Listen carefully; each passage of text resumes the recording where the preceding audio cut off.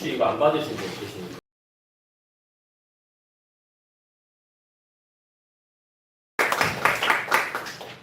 네, 감사합니다. 네, 감사합니다. 이거 안 받으신 분 다 받으셨습니까? 네. 예. 그러면 오늘은 출애굽기 27장 잠시만요. 출애굽기 27장의 9절부터 13절까지 한번 보시겠습니다. 다 같이 일어나서 보아주겠습니다.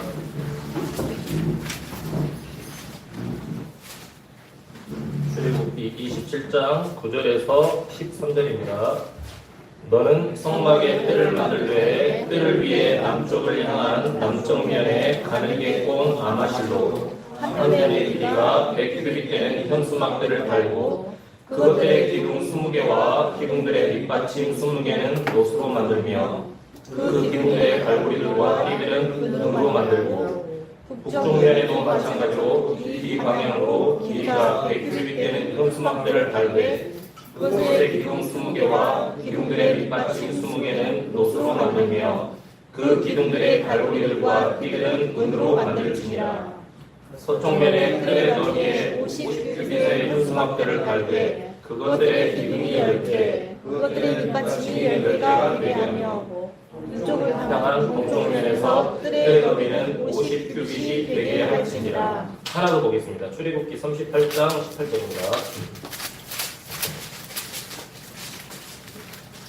38장 18절입니다. 읽어보시면 뜰 문의 현수막은 청색과 자주색과 주홍색 실과 가늘게 꼰 아마실로 가운데에서 만들었으며 길이는 10규빗이요 높이는 넓이 방향으로 뜰의 현수막들과 같이 5규빗이다. 예. 제가 기도드리겠습니다. 하나님 아버지, 오늘 또 이렇게 하나님의 은혜로 함께 모여서 말씀을 배우고 교제하고 또 올바르게 하나님을 알아서 이 하나님께 영광 돌릴 수 있는 시간을 주셔서 감사를 드립니다. 오늘 우리의 모든 이 형제 자매님들의 마음속에 또 저의 마음속에 이 말씀들이 자리 잡게 하시고 또 선포할 수 있게 해주시며 큰 은혜가 될 수 있도록 하나님 이 시간을 축복하여 주시길 바랍니다. 감사드리며 살아계신 우리 주 예수 그리스도 이름으로 기도드렸습니다. 아멘.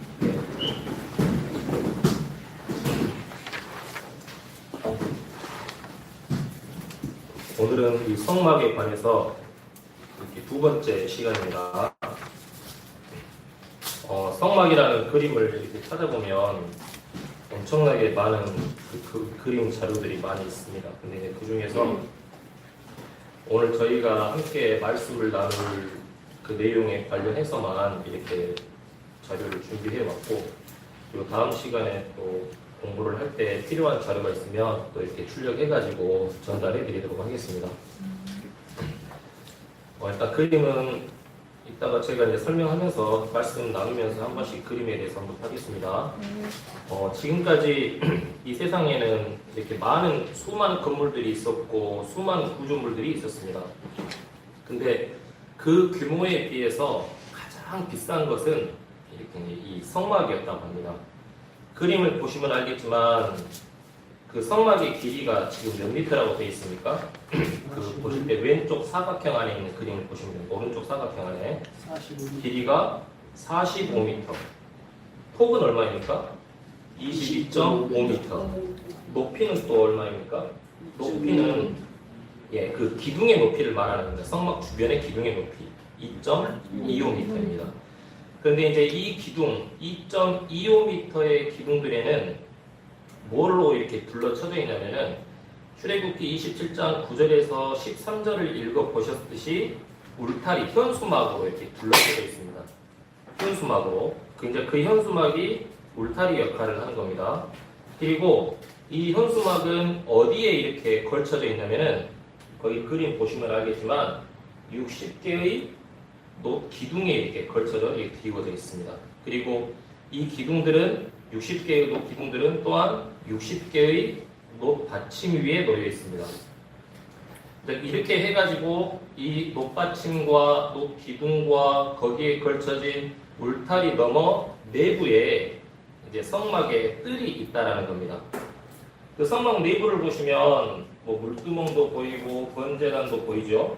그리고 그 아래 또 거물로 되는 게 보면 성소가 있고 지성소가 보이죠. 이 두 개의 방이 있다는 겁니다. 근데 이 방의 크기를 굳이 이야기하자면 거기 보이시죠? 지성소는 4.5m에 4.5m, 또 성소는 뭐 9m에 4.5m. 그러니까 이 길이를 보면은 보통 뭐 거실이라든가 보통 침실 정도 사이즈밖에 지나지가 않는 거예요. 그런데 이제 학자들이, 성경 학자들이 연구를 해보니까 여기에 소요된 재료들의 원가를 따져보니까 현재 돈으로 10억이 넘는다고 그러네요. 10억. 그렇죠. 광양에서 제일 비싼 아파트 얼마입니까? 뭐 요즘 새로 생기는 아파트들 뭐 3, 4, 5억 할까요? 여기 방 두 칸에 10억이라고 합니다. 아무튼 이렇게 이제 성막의 뼈대와 안에 있는 모든 기구들은 순금으로 입혀졌습니다.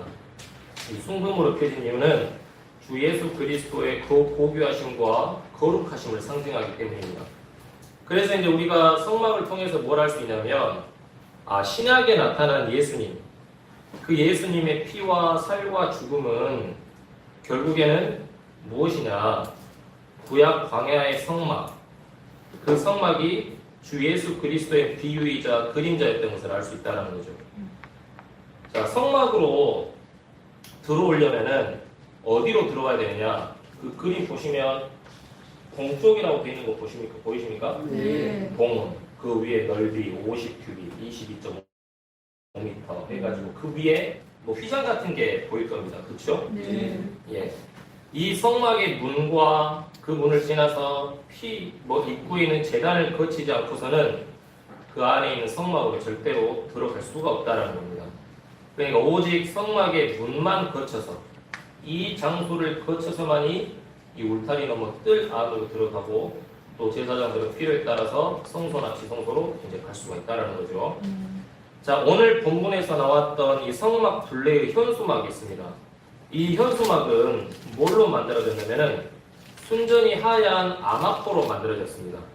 뭐 개혁에서는 뭐 세마포로 되어 있는데, 그리고 이 현수막이 이루는 울타리는 성막이 하나님께서 구별하신 거룩한 아마포 울타리가 쳐지면 그 안은 뭐가 됩니까? 거룩한 하나님의 장소가 된다는 거죠. 아마포는 의와 거룩을 상징합니다. 자, 요한계시록 19장에 보면 어린 양의 혼인잔치에 참여한 자들이 의로운 행실을 상징하는 아마포 옷을 입고 있다고 성경에서 또 증거를 해주고 있습니다. 한번 가보실까요? 요한계시록 19장 7, 8절입니다.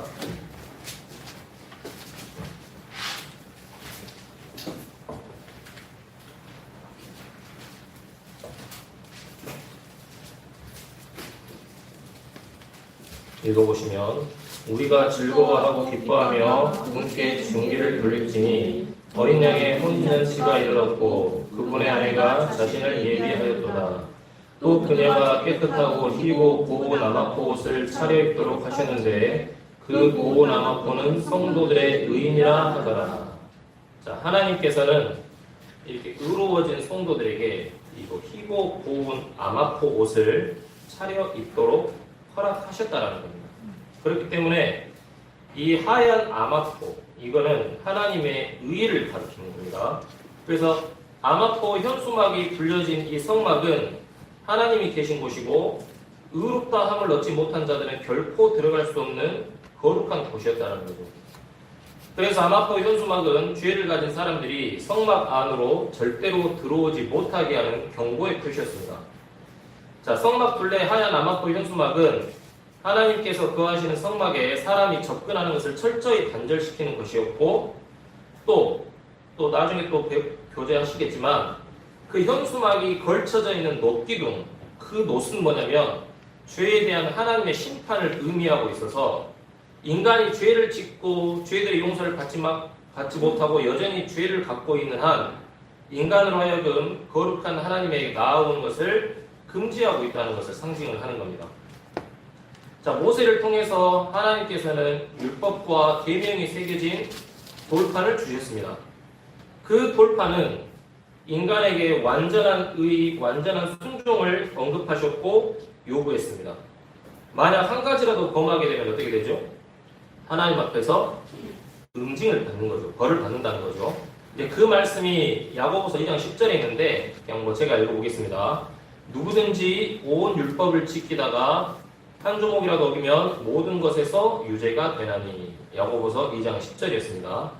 그런데 이런 하나님의 완전한 의에 비추어 보면 우리가 나름 갖고 있는 선행과 의와 도덕성은 소용이 있는 겁니까? 소용이 없다라는 거죠. 마치 무화과 나뭇잎을 엮어 만들어 입은 그런 치마 또는 이사야 64장 6절에 나오는 더러운 누더기에 불과할 뿐이라는 겁니다. 그러니까 하나님이 주신 명령, 모세의 율법과 계명 앞에서 우리는 무엇을 할 수 있냐면 이 계명과 율법으로는 내가 하나님께 나갈 수가 없구나. 하나님이 비록 이것을 주셨지만 이 길이 하나님께 나가는 길은 절대로 아니구나. 오히려 그것은 율법은 인간이 죄의 문제를 해결하지 못하는 한 하나님께로 나가는 것을 가로막고 저주하는 것이기 때문에. 그래서 하나님이 그걸 주신 이유는 무슨 이유입니까? 인간으로 하여금 율법과 계명이 아닌 다른 곳을 보게 하려고 하나님께서 우리에게 마련해 주신 거라는 거죠. 자, 구원을 위해서 우리는 우리 자신을 떠나야 하고 또 율법의 요구를 떠나게 해서 다른 방법을 찾아보게 하려고 하나님께서 마련한 것이 바로 율법이라는 겁니다. 자, 로마서 8장 3절 한번 보실까요? 혹시라도 나중에 율법에 대해서 율법을 지켜야 된다 그런 이야기를 하면 이런 말씀을 또 가지고 체크해 두셨다가 교제하셔도 될 것 같습니다.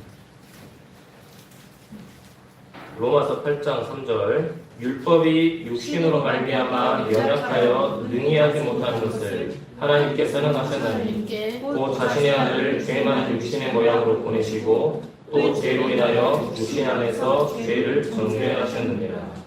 네.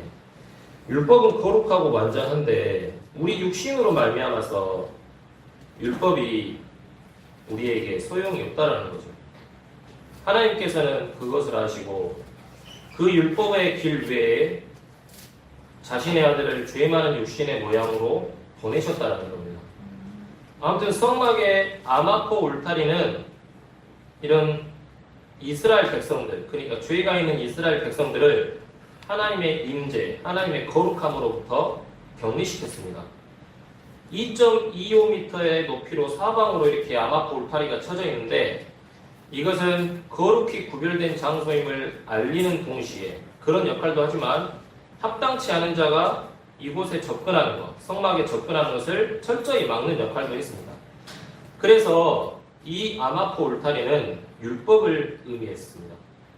그 울타리는 뭐를 말하냐면은 죄인인 자들은 율법이 제시하는 의와 거룩만큼 완벽하지 않은 자들은 멀리 떨어져 있어서 절대로 접근하지 말아라. 절대 들어올 수 없다. 흰 아마포 울타리, 이곳은 거룩한 하나님이 계신 곳이니까 함부로 접근하지 말라는 경고의 역할을 했던 것입니다. 그런데 오늘 그림에서 이제 보시면 알겠지만 이 성막 주변으로 높 기둥으로 해가지고 2.25m의 아마포 울타리가 쫙 쳐져져 있는데 한 곳 들어갈 수 있는 곳이 뭐가 있다고 했습니까? 동쪽에 있는 성막 문이 있다라는 겁니다. 성막 문. 그래서 죄인이 성막 밖에서 성막 안으로 들어가서 하나님과의 교제를 가질 수 있는 유일한 한 길이 있었습니다. 그게 바로 성막 문인 겁니다. 죄인은 또 사람은 절대로 율법을 상징하는 아마포 울타리를 사다리 대고 넘어서 들어갈 수가 없습니다. 또는 울타리 밑으로 땅을 파가지고 들어가거나 또 그 울타리 아마포를 찢어가지고 가로질러서도 절대로 들어갈 수가 없습니다. 이런 방법은 하나님께서 맞다라고 제시해 주신 적법한 방법이 아닙니다. 특별히 가장 적법한 방법, 하나님께로 들어갈 수 있는 유일한 법에 맞는 방법이 뭐냐면 특별히 마련된 오직 한 문을 통해서 들어갈 수가 있었다는 거죠. 그게 바로 성막의 동편 끝에 하나님께로 들어갈 수 있는 그 성막에 열린 넓은 문이라는 겁니다. 그래서 출애굽기 38장 18절에 이제 방금 오늘 그 본문으로서 읽었던 말씀이 이겁니다. 자, 여기가 이곳이 바로 성막으로 들어가는 열린 문, 유일한 길이었습니다. 자, 그 문의 길이는 여기에서 나와 있진 않지만 그 문의 길이가 9m라고 합니다. 9m요. 그리고 2.25m 높이가 이제 그렇게 이제 활짝 열렸습니다. 그리고 그 문은 무슨 색으로 이루어져 있냐면은 오늘 그 38장 18절에 나와 있는데 청색과 자주색과 주홍색 실 그리고 아마실로 했다고 했는데 아까 아마포가 무슨 색이라고 했죠? 흰색이라고 했죠. 그래서 흰색, 총 4가지 색으로 이렇게 이제 잘 짜여져서 만들어져 있습니다. 자, 이 문은 무엇을 상징하냐면 하나님께로 나아가는 유일한 길인 우리 주 예수 그리스도를 상징하고 있습니다. 자, 예수님께서도 이것을 증거하는 말씀을 여러 군데에서 하셨는데 오늘은 딱 3개만 한번 찾아보겠습니다. 요한복음 10장 9절입니다.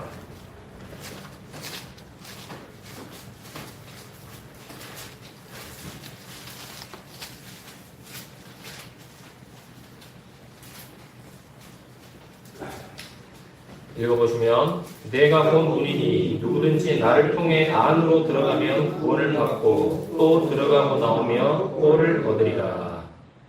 나를 통해 안으로 들어가면이라고 했습니다. 나 이외의 다른 길이 주어졌습니까?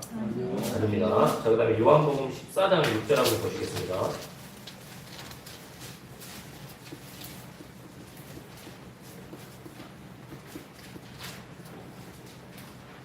요한복음 14장 6절입니다. 예수님께서 그에게 이르시되 내가 곧 길이요 진리요 생명이니 나를 통하지 않고는 아무도 아버지께 오지 못하느니라. 예. 나를 통하지 않고는 아무도 아버지께 오지 못하느니라. 여기 나, 오직 나만 하고 있고요. 사도행전 4장 12절입니다.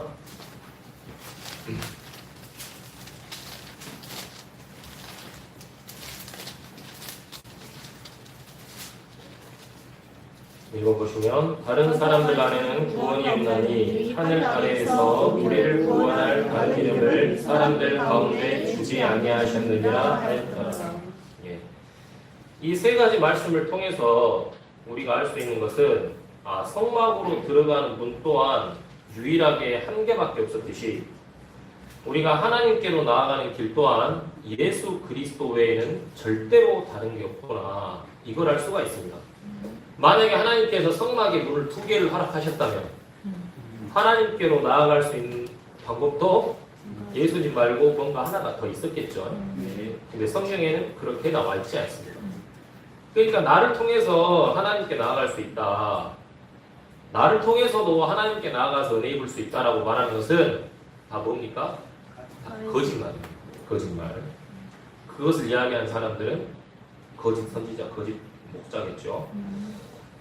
아무튼 구원받은 성도들이 구원받기 위해, 그러니까 사람들이 구원받기 위해서 하나님께 나아갈 수 있는 길도 예수님, 구원받은 성도들이 하나님께 나아가서 하나님께 은혜를 구할 수 있는 방법도 예수님만이 유일한 길입니다. 예수님을 통해서가 아니면 그 누구도 구원받을 수 없다는 사실을 우리는 분명히 알고 분명히 전해야 됩니다. 타종교인, 심지어 무신론자들도 구원받을 수 있다는 희한한 주장을 펼치는 자들은 양의 탈을 쓴 일입니다. 또 문으로 들어가지 않고 다른 데로 넘어가는 것은 영혼의 도둑질이고 영혼을 강도질하는 거예요. 자, 그리고 성막문 대신 그 예수 그리스도의 유일성을 부인하면 그게 바로 적그리스도고 거짓 선지자라는 거죠. 그래서 우리는 사람들하고 또 이야기를 할 때, 복음을 전할 때, 또 이런 허황된 이야기를 하거나, 또 허황된 주제로 막 대화를 이끌어 나가려고 하면, 우리는 분명히 딱 잘라서 강하게 이야기를 해야 됩니다. 자, 그래서 성막문이 예수 그리스도를 상징하는 거라고 지금 이야기를 했고, 그리고 성막문에 대해서 이야기할 때 이 성막문이 몇 가지의 색깔로 이루어졌다고 그랬죠? 네 가지 색깔. 청색, 자주색, 주홍색, 흰색. 자, 이 성막의 울타리 현수막에는 문이 있었는데 이 문을 통과해야지만이 성막으로 들어갈 수 있었고, 이 문은 곱게 꼰 배실로 만들어진 직물과 같았는데 청색, 자주색, 주홍색, 흰색이 있다고 그랬습니다. 근데 이 색깔도 하나님께서 그냥 그렇게 너희들이 골라서 만든 게 아니라 명령을 해주셨는데, 그 명령의 이유도 이 색깔마다 예수 그리스도의 성품과 신성에 대한 귀한 것들을 상징하고 있기 때문에 그랬다고 합니다. 자, 자주색은 그때 당시 왕들만이 생각할 수 있는 왕을 상징하는 색깔이었습니다. 그래서 그 문에 있는 자주색은 왕이신 예수님과 그의 왕국을 상징하는 것입니다. 그리고 주홍색은 예수님께서 흘리신 피와 희생을 상징합니다. 십자가에서 속죄의 양으로, 대속의 양으로 희생하신 예수님의 사역을 상징하는 거죠. 그리고 청색은 푸른 청색, 하늘과 예수 그리스도의 신성을 상징합니다. 그리고 가늘게 꼰이 하얀색 배실, 아마포실은 예수님의 거룩한 의, 그리고 예수님의 부활을 상징하고 예수님의 완전함과 의를 상징하는 색깔이라는 겁니다. 그러니까 이 네 가지 색깔들로 이루어진 성막문을 그대로 주 예수 그리스도에게 적용시켜보면은 비록 왕이지만 피를 흘리면서 희생하는 종으로서 또 완전한 인간이자 하나님으로서의 예수님을 말해주고 있다는 겁니다. 그리고 저도 이 성막이라는 책자를 통해서 새롭게 알게 된 내용인데, 처음에는 그런가 했는데 또 이렇게 공부를 하고 묵상을 해보니까 또 그렇다는 마음이 드는데, 이 네 가지 색깔이 우리가 읽고 있는 그 사복음서 있죠? 그 사복음서에서도 그 그리스도 자체를 그대로 상징하고 있다고 합니다. 자, 마태복음은 자색에 비할 수 있는데, 마태복음 보면은 예수 그리스도가 이스라엘 왕으로서 다가올 왕국에 대해서 선포하고 있거든요. 그래서 마태복음은 이 성막문의 자색에 비교할 수 있다고 합니다. 또 마가복음은 홍색에 비할 수 있는데, 주홍색. 이 주홍색은 예수님의 피를 상징한다고 그랬는데, 마가복음에서는 그리스도를 고난받는 종으로 대해서 이야기를 하고 있습니다. 그리고 누가복음은 죄 없으신 예수 그리스도의 완전한 인성을 우리에게 나타내고 있는데, 이게 하얀 아마포에 해당하는 거라고 합니다. 그리고 요한복음은 청색에 해당하는데, 요한복음을 읽어보면 하늘나라에서 번냄을 받은 하나님의 아들, 말씀이 육신이 돼요. 네, 그렇죠. 영원한 창조자의 아들로서 또 이야기를 하고 있기 때문에 이 청색은 요한복음에 대해서 이야기를 하고 있다고 합니다. 아무튼 이 사복음서의 기록들은 하나님의 은혜에 대한 복음을 잘 보여주고 있습니다. 자, 마태, 마가, 누가, 요한 이렇게 이제 각기 다른 네 사람의 저자들에 의해서 이 사복음서가 기록돼서 우리에게 전달되고 있는데, 근데 결국에는 이 사복음서가 또 하나로 합쳐져서 유일한 하나님의 복음을 우리에게 이야기해주고 있습니다. 그렇죠? 자, 복음은 이 불쌍한 죄인을 위해서 희생당하신 예수 그리스도의 죽음과 부활에 관한 그런 복된 소식입니다. 이 복음이 성경에서는 왕국에 대한 복음, 하나님의 은혜에 대한 복음, 그리고 영원한 복음, 또 나의 복음 이렇게 해가지고 우리에게 선포되고 우리가 읽을 수 있는데, 그 핵심은 각 복음은 십자가에 달리시고 장사되시고 우리의 구속을 위해서 다시 살아나신 예수 그리스도에 대한 똑같은 그런 좋은 소식을 우리에게 언급하고 있다는 겁니다. 자, 그러면 또 다른 측면에서 이 네 가지 색깔을, 이 네 가지 복음을 우리가 또 이야기해 봐야 되는데, 그러면 결국에는 모든 복음이 하나의 복음으로 귀결되어 가지고 하나의 복음이 될 수도 있는데, 왜 또 굳이 네 복음으로 기록을 해가지고 우리에게 전달되는가? 또 이 내용에 대해서도 이제 정리가 됐더라고요. 자, 한 복음으로 돼 있지 않고 네 가지 복음으로 기록된 이유, 그것이 또 뭐냐면은 성막문에서도 그 예수 그리스도를 상징하는 그 성막문이 몇 개의 색깔로 이루어졌다고 했습니까? 네 가지 색깔. 또 이거를 이 네 가지 색깔이기 때문에 또 네 가지의 복음을 또 상징하는데, 또 이 네 가지의 복음이 있었던 이유, 그 성경이 기록된 그 신약 시대에는 네 종류의 사람이 있었다고 합니다. 첫 번째로는 유대인. 그들은 이 세상에 어떤 종교적인 모범을 제시해 주었고 하나님의 말씀이 주어졌습니다. 자, 첫 번째는 유대인. 두 번째로는 이스라엘을 정복했던 로마 사람이 있습니다. 그들은 정복자와 권력의 상징. 세 번째로는 그리스 사람. 그들은 그들의 문화, 언어, 고도화된 예술, 건축술, 문학을 제시해 주었고, 마지막으로 네 번째, 어떤 믿는 신자들의 무리가 있었는데, 그게 우리가 그리스도인으로 알고 있는 성도들이라는 거죠. 그래서 그 신약 시대에는 크게 이 네 종류의 사람들이 있었는데, 유대인, 로마인, 그리스인, 그리고 믿는 성도들의 무리 그리스도인들, 이 네 개의 그룹들에게 성막의 문에 대한 사복음이 전해졌다는 겁니다. 마태는 유대인들에게 복음을 전했고, 마가는 로마인들에게, 누가는 그리스도인들에게, 그리고 요한은 특별히 구원받은 그리스도인 교회에게 복음을 전했습니다. 그래서 이런 의미로 복음이 이렇게 네 개로 나누어졌다, 이제 또 그렇게 공부가 되었습니다.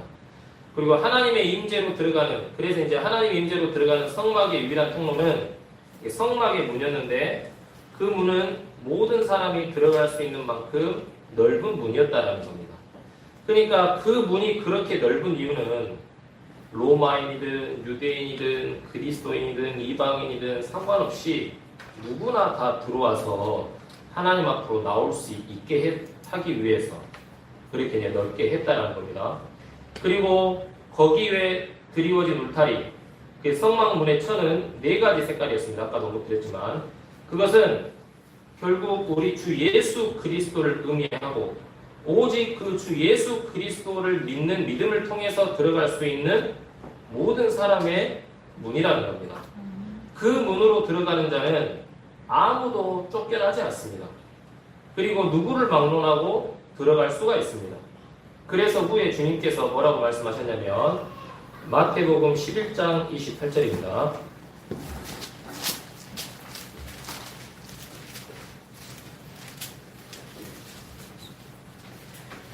읽어보시면, 수고하고 무거운 짐진 모든 자들아 너희는 내게로 오라. 내가 너희에게 안식을 주리라. 수고하고 무거운 짐진 유대인들만 오너라. 수고하고 무거운 짐진 그리스인들만 오너라. 로마인들만 오너라. 거듭난 성도들 그리스도인들만 오너라. 그렇게 돼 있지 않습니다. 그렇죠? 다 오라는 거예요. 다. 이 세상에 있는 모든 사람들이 다 올 수 있도록 하기 위해서 예수님이라는 문을 통해서 그 의도로 성막문이 네 개의 색깔로 이루어졌고, 그걸 통해서 네 개의 복음이 있다라는 겁니다. 그리고 그 문은 모든 사람이 들어갈 수 있을 만큼 충분히 넓은 문, 9m라는 겁니다. 9m 들어가는데 어디 불립니까? 어깨가 막 9m 되는 사람 없겠죠. 그냥 들어가면 되는 겁니다. 이제 그러라고 그렇게 했다는 겁니다. 아무튼 성막의 울타리는 사람들에게 멀리 떨어져 있으라고 경고합니다. 반대로 그리스도 안에서 하나님의 은혜, 그 성막의 문은 뭐라고 하냐면은 방금 읽었던 말씀처럼 들어와라. 누구든지 들어와라. 넓게 열려있다. 활짝 열려있으니까 누구든지 들어와라라고 이야기합니다. 다시 한번 강조하고 싶은 것은 뭐냐면 문은 오직 몇 개밖에 없다라는 사실입니까? 하나밖에 없다라는 겁니다. 그리고 그 문은 왕이요, 또 종이요, 사람이요, 또 우주를 창조하신 하나님이신 주 예수 그리스도의 의를 상징하는 문이라는 겁니다. 그러므로 결론은 이 주 예수 그리스도를 믿는 믿음을 떠나서는 절대 하나님께 가는 길은 없다라는 겁니다. 왜냐하면 주님께서 또 이렇게 말씀하셨어요. 요한복음 10장 1절 한번 볼까요? 요한복음 10장 1절입니다.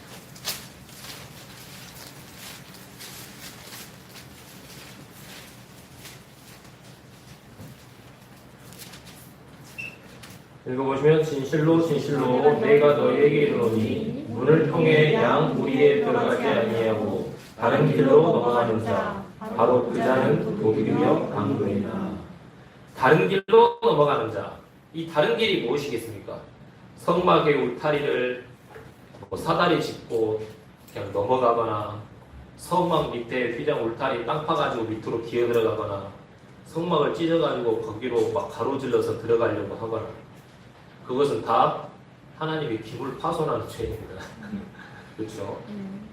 인간이 만든 길은 절대로 안 된다는 겁니다. 인간이 만든 방법은 오직 활짝 열려있는 그 성막문, 예수 그리스도를 상징하는 그 문을 통해서만 들어갈 수 있다는 겁니다. 그런데 마귀는 사람이 하나님께 나갈 수 있는 길이 많다고 주장할 수 있는 많은 길을 만들어 놔버렸어요. 세상에는 많은 길이 있다는 겁니다. 내가 예수님이 실패하신 사역을 내가 완성하러 왔다. 나를 통해서 들어가야 된다. 내가 예수님의 새벽별인데 그 새벽별을 따야 구원받을 수 있다. 그러니까 나를 따서 먹어라. 그래야 구원받을 수 있다. 하나님께로 나아가려면 나의 인도를 받아야 된다. 내가 하나님의 진리를 깨달았다. 그렇게 말하는 것은 뭐라고 했죠? 저 그리스도들 중에 한 명이라는 거죠. 이 모든 길들은 인간을 기만하고 속여가지고 하나님께 나가지 못하게 하는 방법입니다. 그리고 그 길은 인간을 영원한 멸망으로 인도할 뿐이라는 거죠. 그래서 성경에 이런 말씀이 있습니다. 잠언 14장 12절과 16절 25절은 똑같은 말씀입니다. 그래서 잠언 14장 12절을 펴시든지 16장 25절을 펴시든지 아무튼 같이 한번 읽어보시겠습니다. 읽어보시면 어떤 길은 사람이 보기에 오르나 그것의 끝은 사망의 길들이니라. 그러니까 이 말씀은 두 가지로 해석이 될 수 있겠죠. 사람이 인생을 살면서 자기 보기에 좋아 보이는 그 길을 택해서 살다 보면 좋긴 하지만 사망의 길들이라는 거죠. 그런데 구원의 측면에서 말하면 어떤 길은 하나님께로 나아가서 올바르게 살고 올바르게 신앙하는 길처럼 보이지만 그것은 사탄이 준비한 길이기 때문에 그 끝은 사망의 길이라는 거예요. 영원한 불못으로 떨어지는 길이라는 거예요. 근데 안타까운 것은 많은 사람들이 속아서 그 길을 택해 가고 있고 그 길의 끝은 멸망과 파멸이라는 겁니다.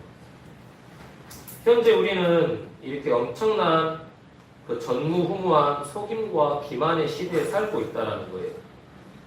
그 기만의 주된 내용은 뭐냐면 죄인을 향해서 이것이 참길이다, 또 그것이 참길이다, 오직 이 길만 참길이다라고 외치는 수없이 많은 이상한 소리들이 많이 일어나고 있다는 겁니다.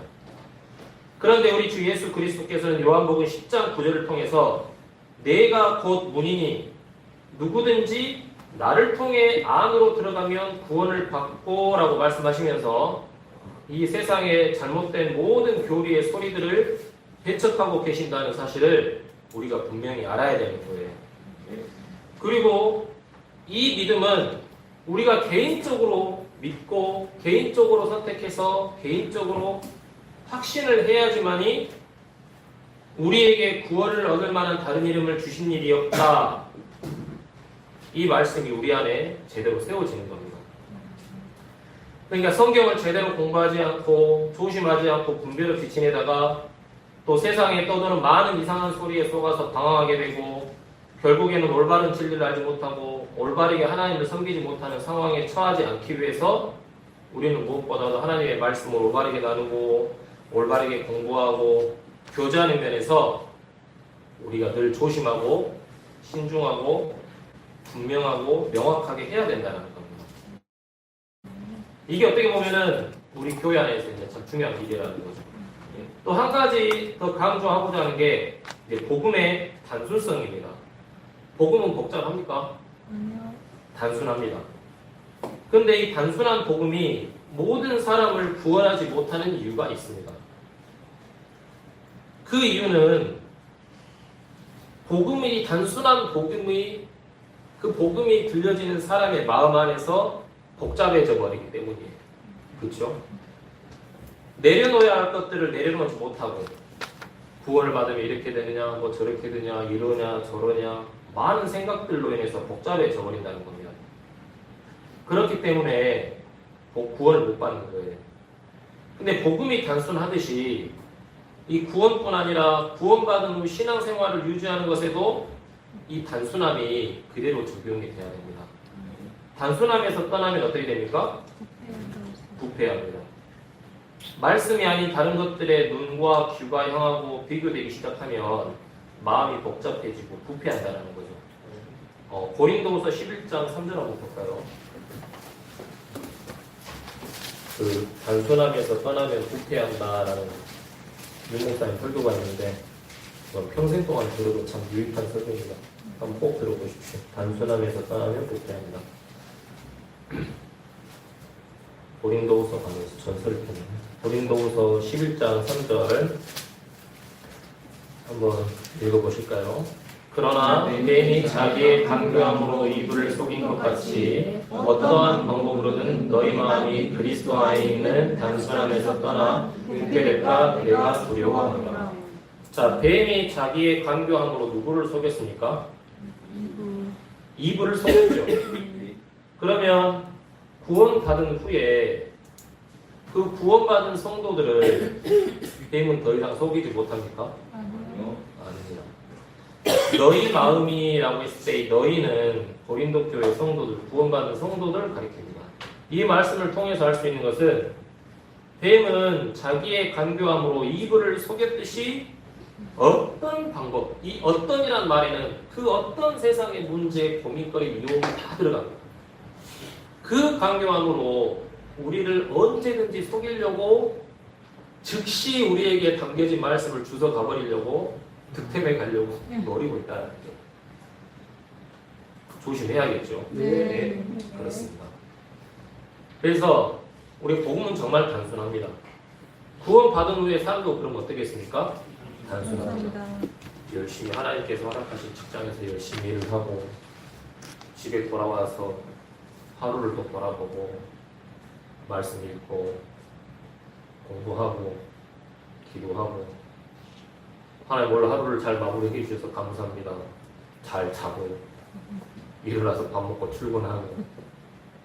근데 때로는 우리가 이제 또 삶을 살다 보면 그렇게 못할 때도 많습니다.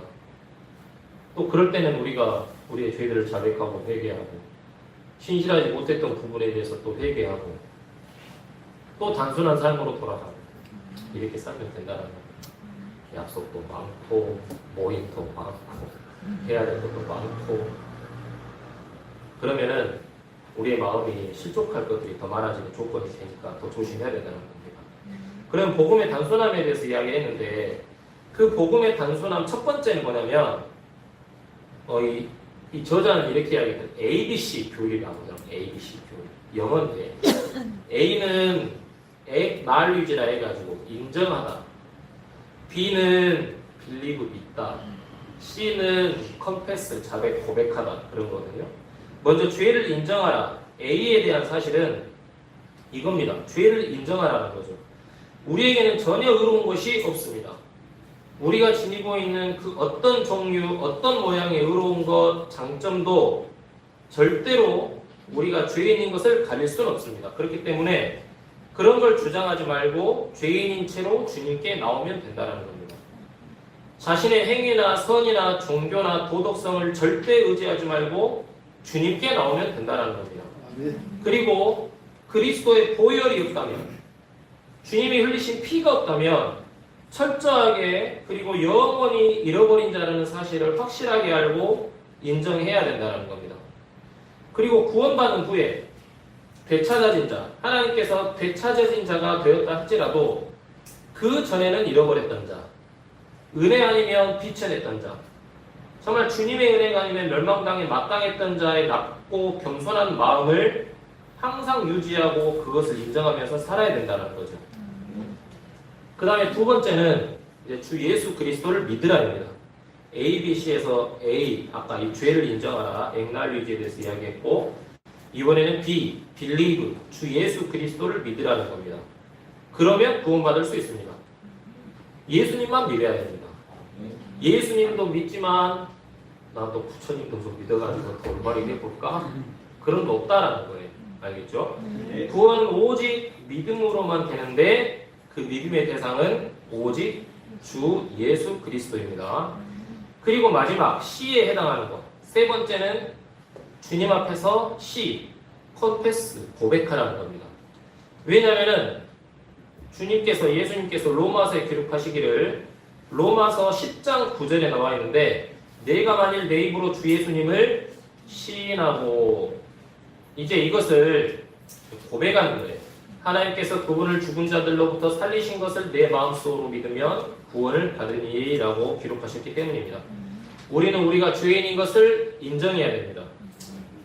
예수님께서 흘리신 피가 아니면 내가 내 죄들의 용서, 구원을 받을 수가 없다는 것을 인정해야 됩니다. 그리고 예수님을 믿어야 됩니다.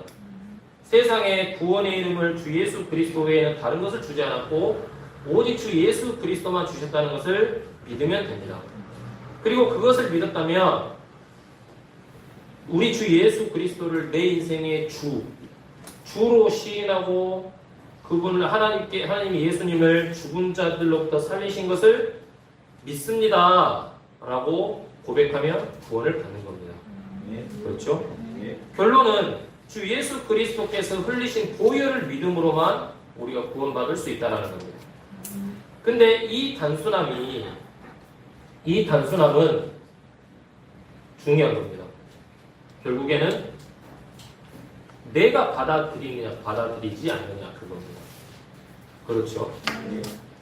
마찬가지로 이 진리를 사실을 내가 인정하고 받아들여서 내가 믿습니다라고 고백을 했다면 내가 의지와 선택으로 구원을 받았다면 내 삶도 주님이 함께 동행하는 삶이냐 그렇지 않느냐도 내가 주님의 말씀을 붙잡느냐 붙잡지 않느냐 그거에 달려 있습니다. 진짜 그렇습니다. 문제가 있고 고민이 있습니다. 그때마다 떠오르는 말씀이 있습니다. 그러면 그 말씀을 선택해서 붙잡는 겁니다. 그러면 그게 하나님과 동행하는 삶이라고 미가서에서 나와 있습니다. 이 세 가지의 단순함이 그래서 정말 주님의 은혜로 우리 자신에게서 먼저 일어나야 됩니다. 그리고 우리 자신이 속해 있는 가정에서 일어나고 이것이 가정을 이루는 가족 구성원들에게도 전해져서 그 구성원들에서도 이 선택이 일어나야 된다는 겁니다. 자, 구원은 말씀 앞에서 각 개인이 가진 의지와 결정과 선택에 달려있는 일입니다. 각자가 개인적으로 하나님 옆에 나와서 각 개인이 잃어버려진 비천한 불쌍한 죄인으로 십자가 밑에 나와야지만이 구원을 받습니다. 제가 우리 자녀들에게 구원의 복음을 전하지만 이 복음을 전했다고 해서 내가 전한 것으로 말미암아서 구원이 이루어지는 게 아닙니다. 우리 아이들이 듣고 믿어서 그거를 받아들이고 하나님이 나를 구원하셨구나. 하나님이 나의 주인이시고 하나님이 나의 인도자시고 하나님께서 나의 인생을 주관하시는 분이구나. 그 믿음을 딱 붙잡고 선택을 했을 때 우리 아이들이 구원을 받는 겁니다. 그렇죠? 근데 우리 아이들이 이제 이후 신앙생활도 그렇다라는 거죠. 너 이렇게 신앙해라, 저렇게 신앙해라, 이래라, 저래라 한다고 해서 아이들이 그게 사라지니까? 아닙니다. 우리 아이들이 설교를 통해서, 교제를 통해서, 성경 말씀 암송하는 통해서 세상의 일들과 또 부딪히면서 말씀과 비교해 보면서 이래서 말씀이 이렇게 말씀을 하는구나 라고 말씀을 선택해서 말씀의 길로 나아가면 그게 이제 신앙이라는 거죠. 그렇죠? 그렇기 때문에 우리가 구원받았던 이 원리가 우리 신앙생활에도 그대로 적용이 된다는 거죠. 자, 말씀을 배우고 받아들여서 더 나은 사람이 되고 주님의 형상을 닮아가는 사람이 되는 일은 절대로 누군가가 대신 해줄 수 있는 일이 아닙니다. 나의 의지와 선택에 달려 있습니다. 내 자신을 의의 도구로 드리느냐, 불의의 도구로 드리느냐, 내가 생명의 열매를 맺느냐, 썩어 없어질 육신의 열매를 맺느냐, 또 교회에서 유익한 사람이 되느냐, 그렇지 않느냐, 또 교회 일에 신실하느냐, 그렇지 않느냐는 우리 각자 의지에 달려 있다라는 겁니다. 그렇죠. 그렇기 때문에 더 이런 사람이 되기 위해서 이제 우리는 어떻게 해야겠습니까? 우리가 배운 것들을 지체들과 함께 나누고 말씀으로 교제하고 또 부족하고 연약한 부분이 있으면 세워주고 권면해주고 이 사람이 연약해서 할 수 없는 것을 내가 할 수 있으면 권면해주고 도와주고 그렇게 하라고 우리 교회와 이 지체를 허락하셨다고 저는 믿습니다. 자, 이제 마지막 질문인데 이 세상에는 수많은 분들이 있습니다. 거짓된 분들이 거기에 또 많이 있습니다. 근데 여러분은 어느 문을 향해서 하나님께 나왔습니까? 그 문은 성경에서 말씀하신 올바른 문이 맞습니까? 예. 성경이 말하는 오직 한 문, 예수 그리스도만을 통해서 나왔습니까? 예. 아니요, 그랬으면 쫓아내려고 했어요. 이제 형제님, 자매님 안 하고 누구누구 씨 그러려고 했는데 예수님이라는 문을 제외한 이 세상의 다른 분들은 육신의 판단으로 보기에는 상당히 호소력 있어 보이고 또 육신의 감각으로 판단하기에는 그럴듯하게 보이지만 그러나 그분들은 오직 죽음으로 향하는 길일 뿐입니다. 아까 자문에서도 읽었죠. 어떤 길은 사람이 보기에 오르나 그것은 사망의 길들입니다. 했던 것처럼요. 수많은 속임과 어떤 기만이 이렇게 난무하는 이 시대인데 그리고 많은 이상한 음성들이 판을 치는 시대인데 우리는 스스로에게 물어봐야 됩니다. 나는 오직 한 문 예수 그리스도만을 통해서 나왔는가? 그리고 나는 오직 그 문을 통과해서 주님과 교제하고 소통하며 신앙하고 있는가? 이것을 꼭 기억하면서 살아야 됩니다. 자, 마지막으로 딱 한 가지 말씀만 읽고 마치도록 하겠습니다. 마태복음 24장 4절인데요.